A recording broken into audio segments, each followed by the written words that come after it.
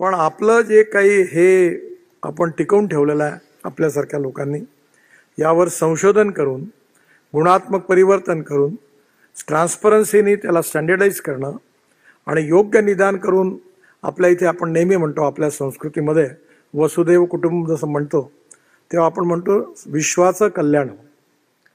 आपल्या संस्कृतीने कुठेच म्हटलं नाही की पहिले माझं कल्याण, मग माझ्या पोरांचं कल्याण, मग माझ्या दोस्तांचं कल्याण, असं नाही म्हणत. हा, राजकारणात असं म्हणतात काही लोक, पण माझ्या पोराचं पहिले कल्याण करा म्हणतात.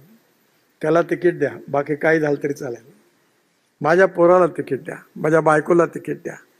हे का बरं चालतं? कारण लोक त्यांना मतं देतात म्हणून. ज्या दिवशी लोक ठरवतील की हे जे वारसा हक्काने आलेलं यांना आम्ही मतदान करणार नाही, त्या दिवशी एका मिनिटात सरळ झाल्याशिवाय राहत नाही. कारण कोणाचा मुलगा मुलगी राहणं हे काही कोणाचं म्हणजे पुण्यही नाही पापही नाही, पण त्याने आपली मेटल प्रूव्ह केली पाहिजे. लोकांनी म्हटलं पाहिजे की तुमच्या मुलाला उभं करा.